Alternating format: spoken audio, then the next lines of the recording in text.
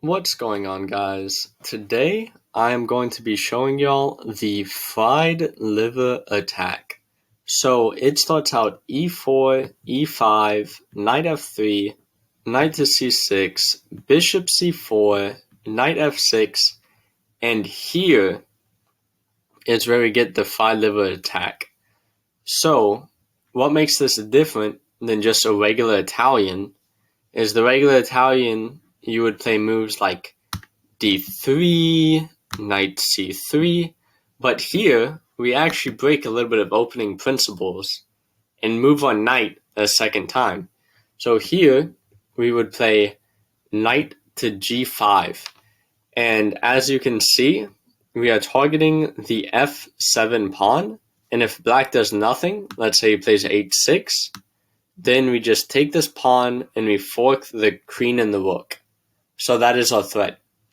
Now, as goofy as this looks, it is actually played at high level. A recent game that comes to mind is Hikaru Nakamura vs. Fabiano Caruana at the Norway Chess event. So, the main line goes d5, where we are going to take this pawn, and here the fried liver trap would be if knight takes back. And here we have something known as the fried liver trap, which is knight takes f7, king takes back, now queen f3 check. If he goes there, it's mate. He just gets stuck in a corner. And yeah, that's that. So if you win a game like that, nice job. But what's better to do is instead of going to the corner, he instead plays e6. And to your right is still doing pretty good, even though he's down a knight. In fact, Stockfish still prefers us. So we continue attacking the knight. Now, the only move that can still defend is knight to b4. And here, we have this move just castling. We say, you know what? We're going to get castled. We're going to bring the rook to the e-file. Black's king is weak, and black's pieces aren't really doing anything compared to how ours are.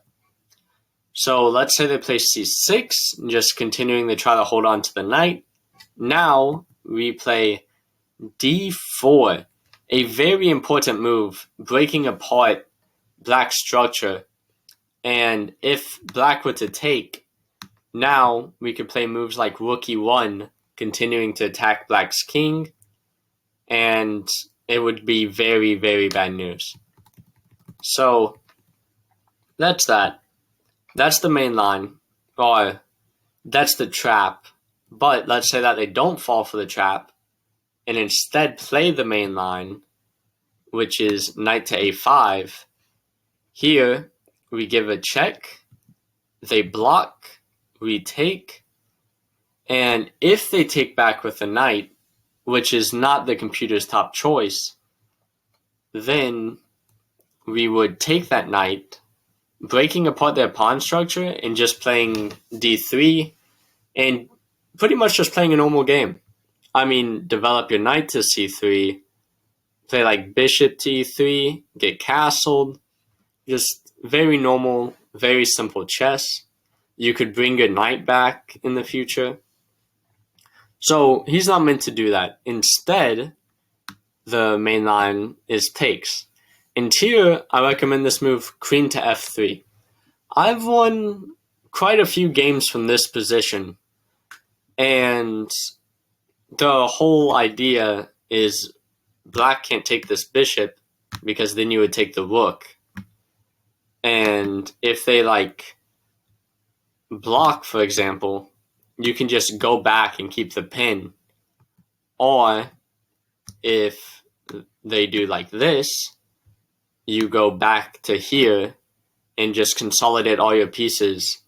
And don't forget that you're up a pawn here. Like, you're just up a pawn. So, yeah. All of these moves, by the way, I'm pretty sure I'm going to put in the description so you can check them out for yourself later. Now let's look at the traps that Black can go for in this position. If you watch Gotham Chess, you might have seen his recommendation of bishop to c5, going for the Traxler Gambit. And this is very dangerous. I do recommend you learn these lines, which they're not hard to memorize. Really just one more move after this. So here, you take the pawn with your knight, forking the queen and the rook. And the whole idea of this for Black is he's going to sacrifice on f2. But no need to worry. Just don't take the bishop and slide your king over to f1, and you'll be safe. He goes queen e7, just win a rook. You're doing perfectly fine here. And the other idea that I like from Black's side, and another Gotham recommendation, is knight takes pawn. And this is very dangerous. Surprisingly dangerous. You have to memorize a little 5-move sequence here, which goes bishop takes f7, so not taking with a knight, but taking with a bishop, king to e7, and now you have to play this move d4. This is the only move, I'm pretty sure, to keep advantage. Now if he plays h6, kicking our knight back, we take his knight, he takes our bishop, and now we play this move d5. And this is the winning idea, or not winning, but a way to get a better position, is you shove this pawn forward, his king is weak, and you develop like normal, and eventually you play f4, breaking apart the position.